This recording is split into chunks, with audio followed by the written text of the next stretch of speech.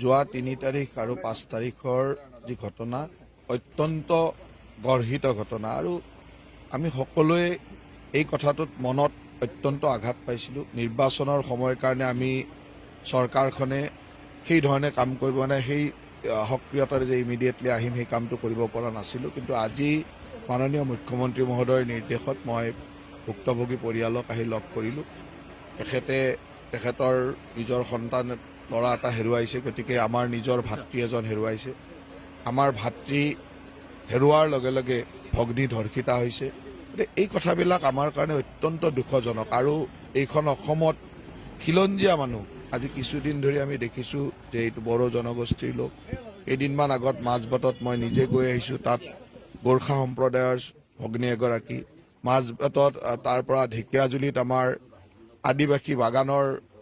ভগ্নী এগৰাকী। এই ধৰণে এটা বিশেষ সম্প্ৰদায় বাৰে বাৰে আমাৰ জীয়ৰী বোৱাৰী আমাৰ ভগ্নীক এনেকুৱা ধৰণৰ অত্যাচাৰ কৰিছে আৰু এইটো অত্যন্ত গৰ্হিত আৰু এইটো সহ্য কৰা নহয়। নিশ্চয়কৈ যোৱা নিৰ্বাচনৰ সময়ৰ পৰা আমাৰ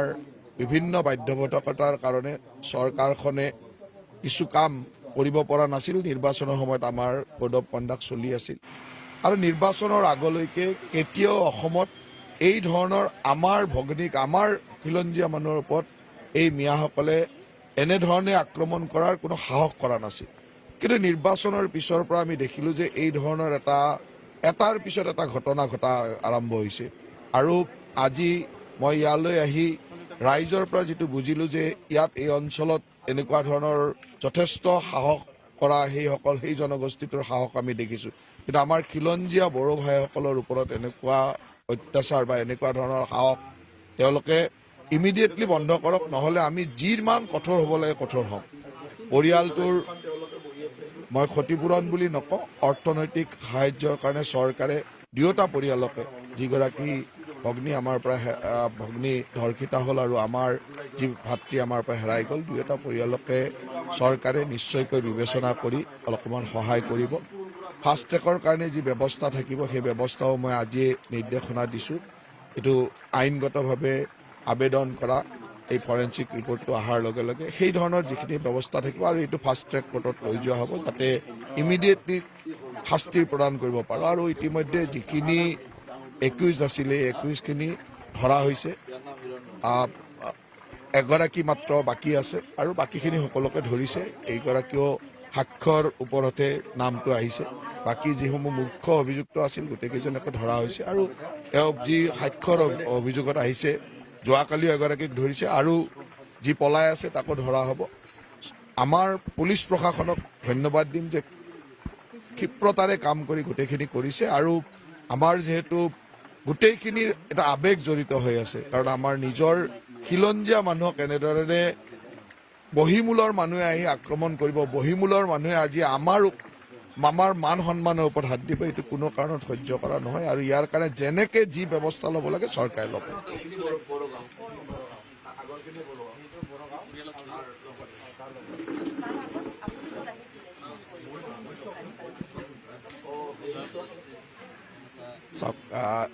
অভিযোগ যি নাহক কিয় এটা কথা নিশ্চিত যে পুলিচে যি ধৰণে কাম কৰিলে তাৰ কাৰণে আমি ইমিডিয়েটলি ৩ তাৰিখ আৰু ৫ তাৰিখৰ ঘটনাৰ পিছত ইমিডিয়েটলি দোষীসকলক কাৰায়ত্ব কৰিবলৈ সক্ষম হৈছে। কেতিয়াবা এই ধৰণৰ কথা হয়, কিবা কাৰণত ফোনত হয়তো পোৱা নাই বা কিবা হৈছে, কিন্তু মই ভাবোঁ যে পুলিচ প্ৰশাসনক ইয়াত মানে ধন্যবাদেই দিব লাগিব আৰু ৰাইজেও এই কথাটো স্বীকাৰ কৰিছে যে পুলিচৰ ক্ষেত্ৰত কোনো হেমাহি হোৱা নাই। কেৱল আমি সদায় এইটো অকল ঘটনা নহয়, ঘটনাটো হ'ল ইয়াৰ লগত যিবিলাক কথাৰ কাৰণে এইবিলাক ঘটনা হৈছে সেই কথাবিলাকৰ শিপালৈ যাব লাগিব আৰু সেইটোৱে বন্ধ কৰিব লাগিব। সেই কথাটোৱে ইতিমধ্যে মই আয়ুক্ত মহোদয়ক নিৰ্দেশনা দিছোঁ যে তাত কি ধৰণে তেওঁলোকে এই ট্ৰাইবেল বেল্টত বহি আছে, তেওঁলোক মানে সঠিকভাৱে মানে বহা মানুহ নে বেলেগৰ পৰা আহি বহা মানুহ বা কেতিয়া আহিলে এই মানুহবিলাক, এইবিলাক মাটি চৰকাৰী মাটিত আছে নে কিবা বেলেগ মাটিত আছে, এই গোটেইখিনি বস্তু চাবৰ কাৰণে মই আয়ুক্ত মহোদয়ক নিৰ্দেশ দিছোঁ আৰু মই ভাবোঁ যে এই ৰিপৰ্টটো অহাৰ লগে লগে সেই ক্ষেত্ৰতো চৰকাৰখনে কঠোৰভাৱে কাম কৰিব। চাওক, ইয়াৰ কাৰণে আটাইতকৈ ডাঙৰ কথাটো হ'ল আমি ৰাইজ সজাগ হ'ব লাগিব, ৰাইজে বুজি পাব লাগিব যে এতিয়া আমাৰ খিলঞ্জীয়া মানুহৰ ওপৰত এই মিয়াসকলৰ আক্ৰমণ আৰম্ভ হৈছে গতিকে ইয়াৰ কঠোৰভাৱে যিটো সামাজিক দায়বদ্ধতা আমি কিন্তু সামাজিকভাৱে দেখুৱাব লাগিব আৰু ইয়াৰ ভিতৰতো কিছুমান এনেকুৱা ঘটনা আছিল যি ঘটনাবিলাকে তেওঁলোকক এতিয়া অলপমান সাহস দিছে কিন্তু এই প্ৰথম যোৱা ৩টা বছৰ মুখ্যমন্ত্ৰী ডাঙৰীয়াৰ নেতৃত্বৰ চৰকাৰখনত কিন্তু এই মানুহবিলাকে সাহস পোৱা নাছিল যোৱা নিৰ্বাচনৰ পিছৰে পৰা বা নিৰ্বাচনৰ সময়ৰ পৰা এই ধৰণৰ সাহস কৰবাত পালে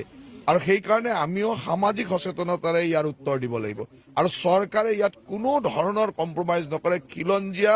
বাই ভনীৰ ওপৰত এই আক্ৰমণৰ কাৰণে যিমান কঠোৰ হ'ব লাগে সিমান কঠোৰ হ'ব যি সময়ত এই ঘটনাটো হৈছিল তেতিয়া মডেল কোড অফ কণ্ডাক্ট চলি আছিল আৰু যেতিয়া মডেল কোড অফ কণ্ডাক্ট থাকে তেতিয়া আমাৰো এটা লেভেলতলৈকে আমাৰ নিয়ন্ত্ৰণত থাকে আমি সকলো কাম কৰিব নোৱাৰো আনকি মই সেই সময়তো যেতিয়া আমি কথাবিলাক গম পাইছিলোঁ তেতিয়া আমি আনকি আহিবও পৰা নাছিলোঁ নিৰ্বাচনৰ সময়ত আৰু তাৰ পিছতে চৰকাৰখনে যেনেকৈ কাম কৰিব লাগে কৰিছে আৰু এইটো যিহেতু আটক কৰালৈকে আমাৰ কাম বাকীখিনি আইনী ব্যৱস্থা ফাষ্ট ট্ৰেক কৰা ইত্যাদিৰ কাৰণে আমি যি কৰিব লাগে সেইখিনি আমি কৰিম আৰু চৰকাৰে এটাতেই মানে অত্যন্ত কঠোৰ হ'ব লাগিব যে আমি সকলোকে এটাই ক'ম যে আমি সামাজিকভাৱে সচেতন হ'ব লাগিব যে এই ধৰণৰ আক্ৰমণ আমাৰ খিলঞ্জীয়া ভনীসকলৰ লগত কিয় বাৰে বাৰে হৈছে তাৰ কাৰণে আমি কঠোৰ হ'ব লাগিব আৰু সেইটো কঠোৰ আমি হ'মেই আৰু তাৰ লগে লগে মই আমাৰ বিভিন্ন বিৰোধী দলসমূহ আছে সকলোকে এটাই ক'ম যে এই ঘটনাটোৰ পিছত যদি চাই চৰকাৰৰ মানুহে আমি কৈ থাকিব লগা হৈছে বিৰোধী দলৰ বিভিন্ন নেতাসকলে কিন্তু এই কথাবিলাকক লৈ যিটো ধৰণে মাত মাতিব লাগে हायर सेकेन्डारि उथ्रिनाय फरायसाफोरनि थाखाय गोजोनथाव खौरां BSAT सेमिस्टारनि थाखाय गोविन्द बसुमतारी कलेजाव मुं थिसननाया सोलिगासिनो गिबि मुं थिसननाय 100 फरायसाफोरनि थाखाय स्पेशल अफार आरो गुबुन गुबुन रोखोमनि बेसेन नाङै क्लासनि खाबु होनानै मुं थिसननायनि हाबाफारिया गोविन्द बसुमतारी कलेजाव सोलिगासिनो फरायसाफ्रा गावनि गोसो बायदि साबजेक्टफोरखौ सायख'नानै लानो हागोन लोगोसे basic computer class self defence spoken English class बायदि खाबुफोरखौ फरायसाफ्रा बेसेन नाङाजासे लानो हागोन बे कलेजाव गासैबो फरायसाफोरनि थाखाय फ्रि बासनि सार्भिसनि राहा आरो बिजाब बाख्रिनिबो राहा दं आरो बे खेबनिफ्राय भिउ सेन्टार अदेबानि एग्जाम सेन्टार महरै फरायसाफ्रा गोविन्द बसुमतारी कलेजावनो आनजाद होनो हागोन गोविन्द बसुमतारी कलेजाव एसेल' बेसेनावनो मुं थिसननानै कलेजनि राहानि खाबुफोरखौ लानो हागोन रोखायै मिथिनो थाखाय फारियै होनाय जानबुं नाम्बाराव कन्टेक्ट खालामनो हागोन